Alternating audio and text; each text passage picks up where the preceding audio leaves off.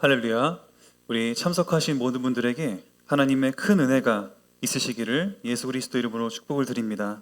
오늘 말씀의 제목이 가장 중요하겠습니다. 부족한 믿음 그대로 나아가면 됩니다 입니다. 신앙생활이 혹시 힘들다 느끼는 분 계십니까?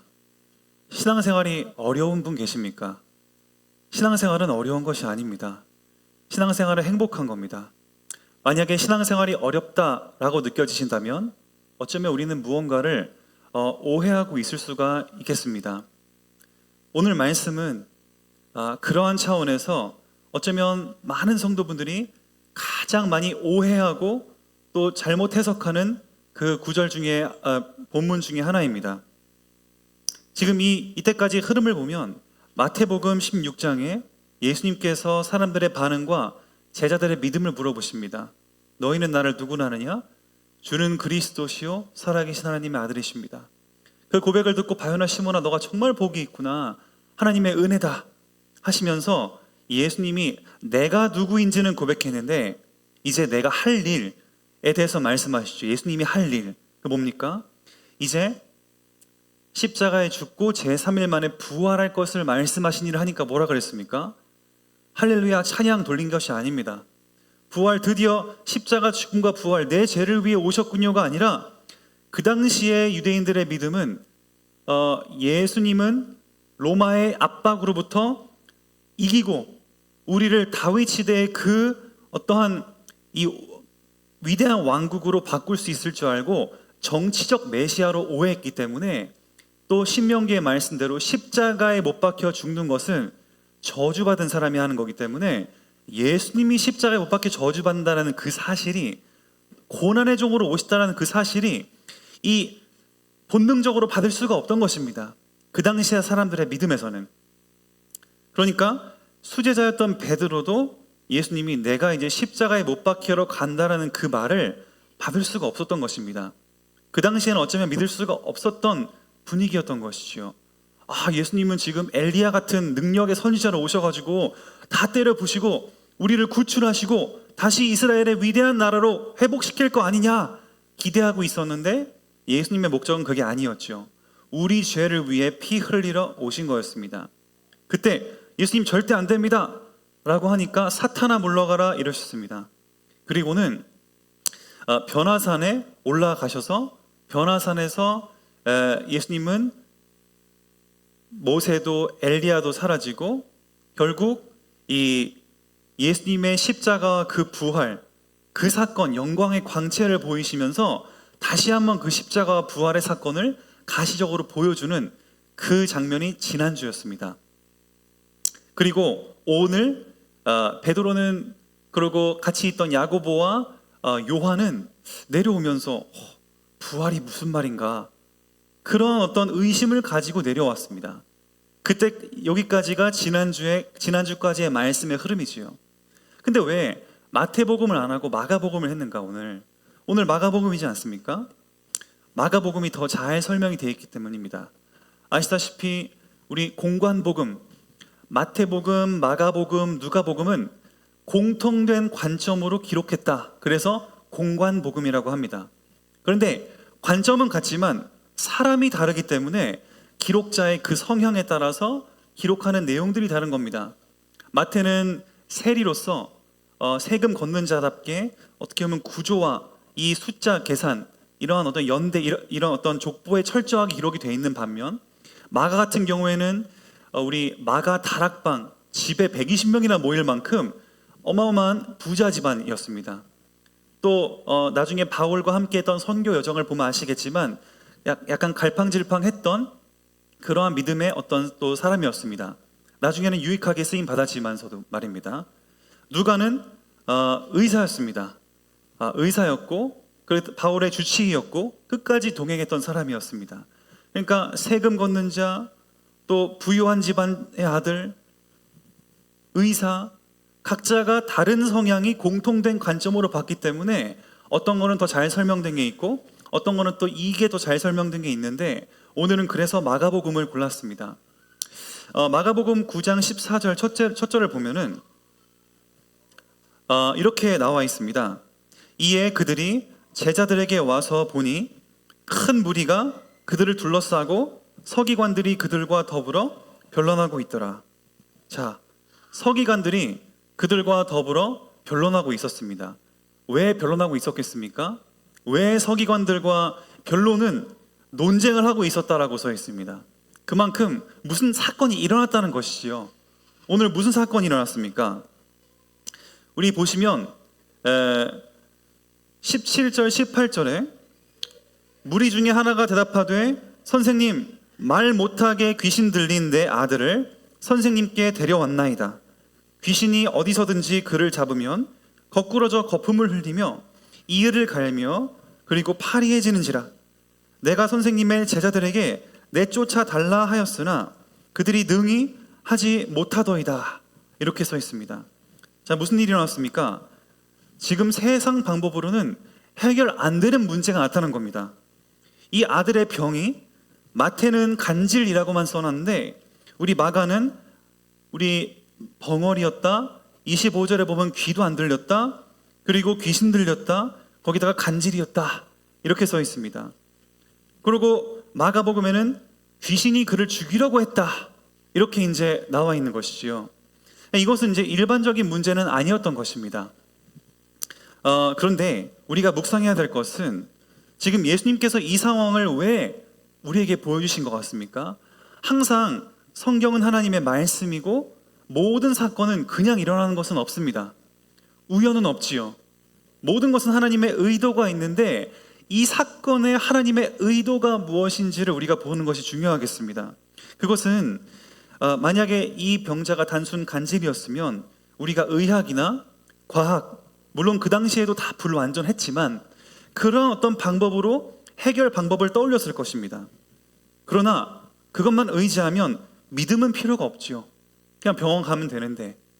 근데 중요한 것은 예수님이 이 땅에 오셨을 때 사탄의 힘은 무력화됐지만 여전히 활동하고 있고, 그래서 우리에게 영적 싸움을 포함하는 믿음이 필요하다는 것을 지금 보여주기 위함입니다. 이 사건의 초점은 믿음이지 귀신을 쫓아내고 말고의 그 개인의 능력에 달려있는 것이 아닙니다. 오늘 말씀 전체의 흐름은 지금 믿음에 대한 내용입니다.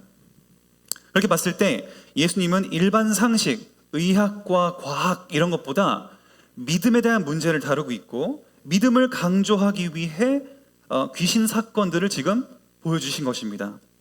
자, 보십시오. 18절에 선생님의 제자들, 이거는 남은 9명을 얘기하는 거죠. 변화산 사건 때에 올라갔던 그 3명 말고 남은 9명한테 데려갔는데 치유가 안 된 겁니다. 치유가 안 됐습니다. 그러니까 19절에 예수님께서 이렇게 말씀하십니다. 전체를 두고 9명 제자와 그 다음에 논쟁하고 있던 서기관 바리새인 모두 포함해서 아버지까지 믿음이 없는 세대여, 이렇게 말씀하십니다. 믿음이 없는 세대여, 내가 얼마나 너희와 함께 있으며 얼마나 너희에게 참으리요, 그 아들을 내게 데려와라, 이렇게 말씀하십니다. 여기에서는 믿음이 없는 세대를 말씀하시죠. 그러면서 믿음이 없고 악한 그 시대의 사람들과 별반 다를 모습이 없었던 제자들의 그 실패를 보여주고 있습니다. 왜 귀신을 못 쫓아냈겠습니까? 우리 그건 나중에 보도록 하겠습니다. 그러면서 우리 두 번째로 20절에 보시면 이에 아들을 데리고 오니 귀신이 먼저 반응을 합니다. 귀신이 예수를 보고 곧 그 아이로 심히 경련을 일으키게 하는지라 그가 땅에 엎드러져 구르며 거품을 흘리더라. 자, 우리 귀신의 활동에 대해 혹시 어떻게 생각하십니까? 저희는 장로교 개혁주의 신학을 따르는 입장에서 사실 우리 개혁주의 신학은 귀신이라는 어떤 역사, 귀신과 싸운다, 이런 어떤 구도를 별로 소개 안 합니다. 왜 그런지 아십니까? 귀신은 우리의 상대가 되지 않기 때문입니다. 많은 분들이 귀신에게 또 속았습니다. 귀신이 너무 셉니다. 그러면 이렇게 반대로 물어볼 수 있겠죠. 우리 안에 계신 그리스도는 그러면 약하십니까? 우리 안에 계신 그리스도는 주무시고 계십니까? 자꾸 귀신과 예수님이 동등하게 싸우는데 예수님은 졌고 귀신이 이겼다, 이런 식으로 생각하는 또 분들이 계실 수가 있습니다만, 사탄은 그런 능력이 없습니다. 하나님께서 뭐라고 말씀하시냐면 사탄이 하늘로부터 번개같이 떨어지는 것을 내가 보았다. 이전에는 사탄이 더 왕성하게 활동을 했겠지만 예수님이 오시고 하나님의 나라가 임하게 됐을 때에 사탄의 권세는 약해지고 골로새서의 말씀으로는 힘이 무력화됐다 이렇게 써 있습니다. 그런데 그냥 발악하는 정도지요. 그러니까 그리고 왜 사탄이라는 강조를 안 한 줄 아십니까? 아담과 하와가 선악과를 먹은 그 사건도 사탄 책임이 아닙니다. 주위에서 누가 뭐 먹어라 했으면은 먹었으면 그 사람 책임, 유혹한 사람 책임입니까? 먹은 사람 책임이지. 궁극적으로 나 싫어 안 먹어 이러면 됐을 거 아닙니까? 근데 책임을 전가하고자 하는 인간의 그 타락함이 있기 때문에 자꾸 남 탓하라고 하는 겁니다. 그래서 귀신 탓하고 남 탓하고. 사탄은 그렇게 우리가 가치 있게 여겨야 될 만한 그 대상이 아닙니다. 이미 무력화됐고 말씀이 임할 때 흑암은 자연스럽게 떠나가는 것이지 죽어라 떠나가라 외친다고 될 문제가 아닙니다. 만약에 그런 결로 해석을 하게 되면 그러면 얼마나 불을 지져야 되냐 이런 또 논리적 오류에 빠집니다. 금식해야 되냐 아니면 눈 감고 해야 되냐 소리 크게 져야 되냐 1시간을 해야 되냐 한 번 고백해야 되냐. 우리의 행위와 내 어떤 능력의 여하에 따르면 이것은 하나님의 능력이 아닙니다. 그렇기 때문에 지금 사탄이라고 하는 관점도 활동은 하지만 내가 속지 않으면 된다. 결국 신앙생활은 나와 하나님과의 관계지 사탄한테 속아 사탄 두려워하고 그런 구도로 흘러가면 안 되겠습니다. 사탄은 이미 무력화된 줄 믿으시기를 바랍니다. 그러면서 사탄은 우리 말씀드렸지만 귀신은 예수님을 두려워합니다. 그리고 귀신은 예수님과 동일선상에서 대결하는 구도가 아닙니다. 예수님의 권위 앞에 감히 마주할 수 없을 정도로 하찮은 존재일 뿐입니다. 우리는 귀신에 속지 않아야 되는데 중요한 것은 아버지의 믿음입니다. 22절에 보니까 1절에 예수님 언제부터 이렇게 됐냐? 아들이 언제부터 이렇게 귀신에 들려 있었냐? 하니까 22절에 귀신이 그를 죽이려고 불과 물에 자주 던졌습니다. 얼마나 아버지는 괴로웠겠습니까? 불에 던지는데 온몸이 성하지 않았다는 것을 우리는 짐작할 수가 있겠지요. 그것도 한 번이 아닙니다. 자주 던졌나이다. 그런데 이게 중요한 것입니다. 무엇을 하실 수 있거든. 여기에는 불신앙이 포함된 것이지요. 예수님 하실 수 있습니다. 치유해 주십시오. 이게 아닙니다. 만약 하실 수 있으면 도와주십시오. 아니시면 말고. 그러니까 여기에는 아버지의 그 불신앙을 하나님에게 조건으로 달았던 것입니다. 하실 수 있으면 하시고 하실 수 없다면 할 수 없는 거지요. 근데 예수님 바로 뭐라 그러십니까? 23절에 할 수 있거든이 무슨 말이냐? 믿는 자에게 능히 하지 못할 일이 없느니라 이렇게 말씀하십니다. 우리 이것도 또 오해하실 수가 있겠습니다. 믿는 자에게 능치 못함, 내 능력 있구나, 난 모든 걸 다 할 수 있구나, 자신감을 심어주는 얘기가 아닙니다. 이것은 하나님의 능력이 얼마나 위대한지 모르냐, 초점은 하나님에게 가 있습니다. 내가 이런 능력이 있었다니, 그게 아니라는 것입니다. 그래서 우리는 믿음의 정도가 중요한 게 아니라 제자들과 여기서 다른 것은 뭐냐면 제자들은 믿음이 없고 특히 이 귀신을 제어할 권능도 미리 받았음에도 불구하고 어떻게 보면 개인의 능력으로 여겨서 하나님을 철저하게 신뢰하지 않았기 때문에 이러한 불신앙으로 실패했던 사례가 있었지만 아버지는 그때 뭐라고 합니까? 그때 24절 보십시오. 아버지가 소리질러 이르되 얼마나 간절했겠습니까? 내가 믿나이다. 나의 믿음 없는 것을 도와주소서. 자, 보십시오. 이게 얼마나 아름다운 고백인지 모르겠습니다. 얼마나 아름다운 고백이냐면 일단은 내가 믿나이다라는 말 바꿨습니다. 할 수 있거든에서 믿습니다로 고백 바꾼 것 첫 번째가 중요한 믿음의 도전인데 중요한 것은 그 다음입니다. 나의 믿음 없는 것을 부끄러워하지 않았다는 것입니다. 신앙생활을 오래 할수록 이것에 빠지기 쉽습니다. 연조가 오래될수록 특히 직분자일수록 믿음 없는 것을 보여주면 왠지 약한 것 같고 직분자가 그러면 안 될 것 같고 신앙생활 하다 보면 그러한 분위기를 많이 느낄 수가 있는데 그것은 오해입니다. 우리는 신앙의 연조가 중요한 게 아닙니다. 목사인 저도 오늘 말씀으로 충만했다가도 내일 바로 믿음이 약해질 수가 있는 겁니다. 왜 그렇습니까? 우리는 사람이기 때문이죠. 우리는 로봇이 아닙니다. 하나님이 믿음 입력하면 계속 같은 믿음으로 가는 게 아닙니다. 엎어졌다가 넘어졌다가 베드로 보십시오.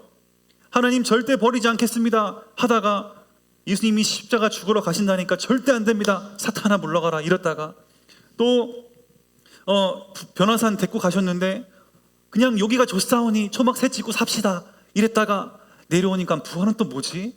이러고 있고 계속 예수님 십자가 부활하니까 도망갔다가 심지어 혼자 간 것도 아니고 제자들 데리고 갔다가 고기나 잡으러 가자 갈릴리 호수에서 고기 잡고 있다가 예수님이 너네 뭐하고 있냐 조반 차려라. 예수님 끝까지 그러고 있었습니다. 끝까지.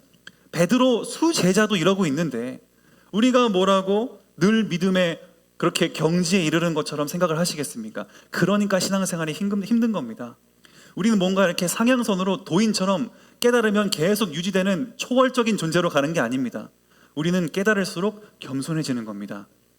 알아갈수록 내가 하나님의 은혜 없이는 안 되구나, 내가 주님의 은혜 없이는 단 한순간도 살 수가 없구나, 이것이 고백되는 것이 믿음이 장성한 자입니다.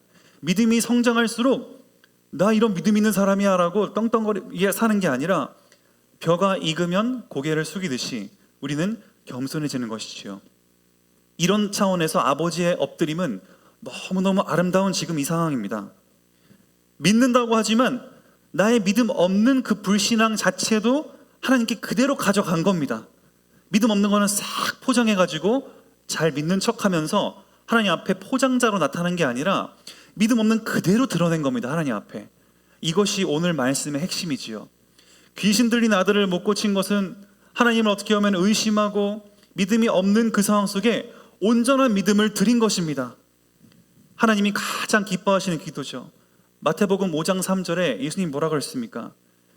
믿음 있는 사람은 늘 자신감에 충만해 있어라 이렇게 안 하시고 심령이 가난한 자가 복이 있다. 이 세상에서는 심령이 가난한 자, 정신적으로 힘들다고 판단해서 병원 가라 그럽니다. 근데 심령이 가난한 자는 예수님이 복이 있다. 왜냐? 하나님의 은혜를 받을 준비가 됐다라는 뜻이지요. 그래서 이것이 예수님의 가장 기뻐하는 기도입니다. 첫 번째는 내가 믿음이 없음을 고백하는 겁니다. 오늘을 어제의 은혜로 사는 것이 아닙니다. 하나님은 날마다 우리에게 새 은혜를 공급하실 줄 믿습니다. 어제 우리 옛날에 보통 보면은 내가 왕년에 여전도 회장이었다, 내가 전도 왕이었다, 그거는 왕년회입니다. 어제 전도 왕이었어도 오늘 넘어질 수 있는 게 사람입니다. 자꾸 과거의 어떤 그런 영광에 취해 있으면 어쩌면 하나님의 은혜를 우리는 간과하고 있을 수 있다는 것을 생각해 봐야겠습니다. 그러면서 자신의 믿음 없음을 고백하면서 하나님이 하셔야 됩니다. 나를 도와주소서. 내 믿음이 없음을 하나님께 드러낼 수 있는 그 고백. 그렇지 않습니까? 우리가 사람 앞에서나 부끄러운 마음을 느낄 수 있지 하나님 앞에서까지 그럴 필요가 뭐가 있겠습니까? 우리는 하나님 앞에 우리가 가장 솔직하게 나아갈 때 신앙생활은 바로 시작되는 것입니다. 그래서 신앙생활이란 내가 할 수 없구나, 나는 하나님의 은혜 없이는 안 되구나 라고 고백할 때 참되게 시작되는 줄을 믿습니다. 그러면서 25절에 하나님이 그 아버지의 믿음을 기쁘게 받으십니다. 그러면서 즉시 예수께서 무리가 달려와 모이신 것을 보시고 가까이 가지도 않으셨습니다. 그냥 보시고 더러운 귀신을 꾸짖어 이르시되 말 못하고 못 듣게 하는 귀신아, 내가 너에게 명하노니 그 아이에게서 나오고 다시 들어가지 말라 하심에 귀신이 소리 지르며 아이로 심히 격려를 일으키게 하고 나가니 그 아이가 죽은 것 같이 되어 많은 사람이 말하기를 죽었다 하라. 사람들이 여기까지만 놀랐겠지요. 예수님이 사람 죽였네. 근데 예수께서 27절에 그 손을 잡아서 일으키시니 아이가 일어났다. 자, 여기에도 메시지가 있습니다. 하나님은 일단은 즉시 치유하셨습니다. 보십시오. 변화산 이후에 제자들이 산에서 내려올 때 9장 10절에 뭐라 그랬습니까? 예수님 부활이 무슨 말이지? 서로 논의했다, 문의했다 이렇게 얘기했습니다. 여전히 부활이 지금 받아들이기 어려운 이 신학적인 내용입니다. 그들 당시에는. 그러니까 예수님은 또 이 사건을 통해 보여주시는 것이죠. 마치 죽은 것 같은 사람도 나는 일으킨다. 이게 내가 당해야 될 일이다. 다시 한번 상기시키시는 것입니다. 자, 보십시오. 28절에 보십시오. 집에 들어가심에 제자들이 조용히 묻습니다. 우리는 어떻게 그 귀신을 능히 못 쫓아냈습니까? 이렇게 물어봅니다. 왜냐하면 예전엔 쫓아냈거든요. 마가복음 6장 7절에 보시면 귀신을 쫓아내는 능력을 받았다. 예수님의 12제자를 파송하시지 않습니까? 전도하러. 그때 귀신을 제어할 권능을 주셨다. 이렇게 했는데 그때는 됐는데 왜 지금 안 되냐는 얘기입니다. 그럼 뭐가 달라졌습니까? 하나님이 그러면 주무시고 계십니까? 어디 출차 나가셨습니까? 아니지요. 하나님은 애초에 이 귀신 능력을 쫓아내는 권능이나 이런 것도 하나님의 능력이지 내 능력이 아님을 다시 한번 확인시키고 싶으신 것입니다. 우리가 특히 치유사역하는 그런 곳 많이 가면 치유사역 많이 응답 일어나는 분들은 쉽게 교만해지는 위험이 있습니다. 다 그렇다는 건 아닙니다. 일반화시킬 수는 없지만 뭔가 막 내 삶에 기적이 일어나고 나에게 와서 상담하는데 막 병이 나아버리고 하면은 우리가 뭐가 된 것처럼 느껴질 수가 있습니다. 하나님은 근데 그런 때에 그런 상황 속에 하나님은 이 제자들에게 분명히 교육을 하시는 겁니다.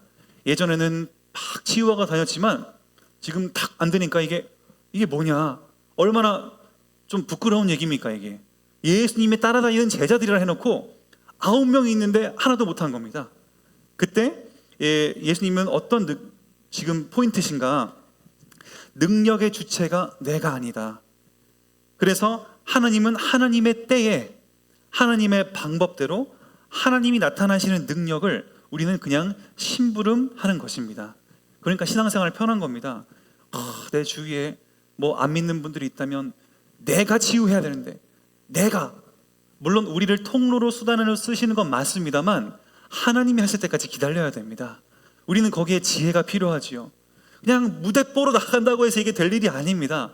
신앙이라는 것은 우리는 하나님이 역사할 때까지 기다리는 것입니다. 믿기 싫은 사람 억지로 했다가, 그래서 우리는 그런 표현을 하죠. 무리는 예수님을 따라가는 게 무리이기 때문에 억지로 따라가면 무리를 일으킨다, 이런 표현을 합니다. 그래서 무리인 겁니다. 그러니까 무리가 믿기 싫다는데 억지로 끌고 가지고 하면은 얼마나 그게 무리입니까? 그러니까 무리를 일으키는 거죠. 그래서 우리가 중요한 것은 기다림, 지혜, 편안하게 그들을 배려하고 기다릴 수 있는 그 기도, 그것들이 얼마나 중요한가. 왜냐하면은 하나님이 하셔야 되기 때문입니다. 저도 이런 분들 많이 뵀습니다. 내가 기도해서 이 사람 나왔다, 내가 이때 이렇게 해가지고 나왔다, 병원 필요 없다. 좀 과격한 그런 케이스도 있고, 아니면은 내가 이 사람을 전도했다, 내가 그렇게 됐다가는 우리 하나님이 이런 사건은 이렇게 다 뒤집어 버릴 수가 있습니다. 우리는 나를 자랑하는 것이 아니라 하나님의 능력을 자랑하시기를 축복을 드립니다. 그래서 다음에 믿음과 기도, 예수님이 이렇게 말씀하십니다. 왜 못 쫓아냈습니까? 제자들이 물으니까 이르시되, 마가복음에서는 기도 외에 다른 것으로는 이런 종류가 나갈 수 없다. 마태복음에는 여기 써놨습니다만 만일 너에게 믿음이 겨자씨 하나만큼만 있어도 이 산을 명하여 여기서 저기로 옮겨지라 하면 옮겨질 것이요 또 너희가 못할 것이 없느니라. 자, 이거 또 오해의 소지가 있는 본문입니다. 지금 기도와 믿음 나왔습니다. 왜 이렇게 다르겠습니까? 그 저자가 그 해석해서 기록한 이 의미가 다른 것이지요. 근데 공통된 것은 있습니다. 기도랑 믿음 둘 다 내가 스스로 만들어낼 수 있는 게 아니라 바로 하나님을 의존한다라는 것입니다. 기도도 나의 자랑을 하고자 하는 게 아니지요. 기도는 하나님을 의존하기 위해, 하나님을 의지하기 위해 우리가 나아가는 겁니다. 주님, 나를 불쌍히 여겨주십시오. 주님, 하나님의 은혜가 필요합니다. 믿음 모두 마찬가지입니다. 그래서 여기에서 이 산을 향해 여기서 저기로 옮겨라, 그렇게 할 수 있지 않냐, 그 말은 우리가 할 수 있다는 게 아니라 하나님이 그런 능력이 있지 않냐, 그 믿음. 그래서 하나님과 소통하는 기도 외에는 이렇게 나갈 수가 없다. 우리가 막 그냥 산 옮겨라, 제가 이 산 보고 옮겨라고 백날 얘기하고 금식하고 칼로 찔러대도 절대 안 옮겨질 겁니다. 나뭇잎 하나 안 옮겨질 겁니다. 그런데 하나님의 뜻에 우리가 순종하면은 하나님의 뜻에 맞게, 그분의 그 시간에 맞게 하나님은 역사하실 줄을 믿습니다. 그래서 우리는 적용해야 될 것이 무엇이겠습니까? 하나님 없어도 되는 일은 없다라는 것입니다. 이 세상에 하나님의 손길이 닿지 않는 곳은 없습니다.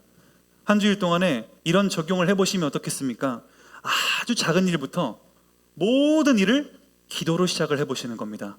우리가 물론 우리가 모든 것이, 그러니까 모든 것이 하나님의 주권 속에 있다라는 것을 믿을 수 있다면 우리는 자유로운 겁니다. 많은 분들이 오해하십니다. 이 주일날에 맛집 찾아다니고 여행 가면 얼마나 좋을까? 교회라는 것이 괜히 믿어가지고 그냥 누가 나를 전도해서 괜히 시간 내서 완전 이건 지옥, 옥죄는 감옥 같구나, 이렇게 말씀하시는데 그것은 하나님을 너무 모르는 말씀이십니다. 우리 대한민국의 법의 테두리 안에 사시지 않습니까? 내가 하고 싶은 거 막 하면은 그게 진짜 자유일까요? 우리 법 아무것도 없이 산다고 하면은 아마 세상은 난리가 날 것입니다. 법의 테두리가 있으니까 우리가 절제하며 사는 것이지요. 마찬가지입니다. 하나님은 우리를 사랑하기 때문에 우리를 하나님의 법 안에서 우리를 보호하시기 위해 이 자리에 부르신 것인 줄 믿으시길 바랍니다. 우리를 괴롭히고 고통스럽고 그렇게 우리를 신앙생활한 게 아니라 진짜 이 세상으로는 줄 수 없는 평안, 이 세상에 해결할 수 없는 어려움 속에서도 하나님께서 우리에게 견디고 인내하게 할 수 있는 그 은혜를 주시기 위해 우리를 이 자리로 부르신 것입니다. 그러니까 하나님은 우리를 가장 행복한 자리로 나오게 하신 것이지 죄송합니다. 우리를 고통스럽게 만들려고 구원한 게 아니라는 말씀입니다. 주님은 늘 우리를 위한 최고의 길을 예배해 두셨기 때문에 우리는 오늘도 모든 일을 한번 기도로 시작해 보시기를 예수 그리스도 이름으로 축복을 드립니다. 결론입니다. 살다 보면 우리 힘으로 해결할 수 없는 문제들이 나타납니다. 본문 같은 경우에는 귀신 들린 아들이었습니다. 그 아버지는 어떻게 했습니까? 이때 하나님은 믿음을 가지라고 했습니다. 근데 아버지는 믿음이 없었습니다. 할 수 있거든 한번 해주시고 아님 말고. 근데 믿음이 그게 뭐냐? 능치 못할 일이 없다. 그것에 아멘 한 것입니다. 우리는 하나님 말씀에 아멘이란 말은 아멘은 동의합니다, 믿습니다, 이 뜻입니다. 우리가 아멘 한다는 것은 나 그 말 믿습니다, 나 그 말 동의합니다, 그 얘기죠. 그래서 우리는 아멘 하는 것입니다. 이 아버지는 적어도 그때 아멘으로 하나님께 화답을 한 것입니다. 아멘, 주님 믿습니다. 부족한 내 믿음을 용서해 주시옵소서. 그렇게 하니까 믿음 없는 모습 그대로 가지고 나아간 겁니다. 하나님은 그걸 너무 기쁘게 보시고 즉시 치유의 역사를 일으키셨습니다.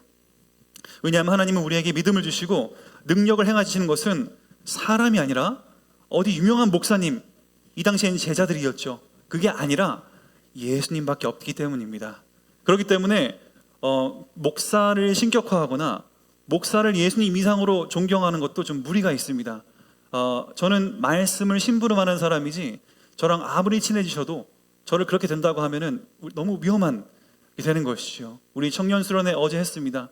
좋은 시간 보내고, 물론 굉장히 광복절에 우리 다니는데 많은 인파 속에 여러 가지 우리의 심리적인 어려움들이 가끔씩 있었습니다만은 같이 교제하고 마음이 소통하고 또 함께하는 그런 시간들이 있었는데, 전 늘 청년들에게 말합니다. 저는 늘 하나님 말씀과 이 교제 안에서 우린 그리스도 안의 가족이고 또 말씀의 심부름이지 제가 무슨 권위가 있어가지고 이 자리에 말씀을 심부름하는 게 아닙니다. 우리는 모두 부족한 하나님의 자녀고 모든 사람 언제든지 무너질 수 있기 때문에 서로를 위해 기도해야 되는 불쌍한 우리는 존재이지요. 하나님의 은혜가 충만하시기를 예수 그리스도 이름으로 축복을 드립니다. 기도하겠습니다. 하나님 감사합니다. 우리가 믿음이 부족한 것은 결코 부끄러운 것이 아님을 다시 한번 확인하게 됩니다. 적어도 하나님 앞에서만큼은 우리의 믿음 그대로 가지고 하나님께 나아갈 수 있는 그 은혜가 있게 해주시옵소서. 그럴 때 하나님은 우리를 긍휼히 불쌍히 여겨주시고 우리에게 하나님의 예비된 은혜가 충만히 임하도록 허락해 주시옵소서. 예수 그리스도 이름으로 기도드립니다. 아멘. 우리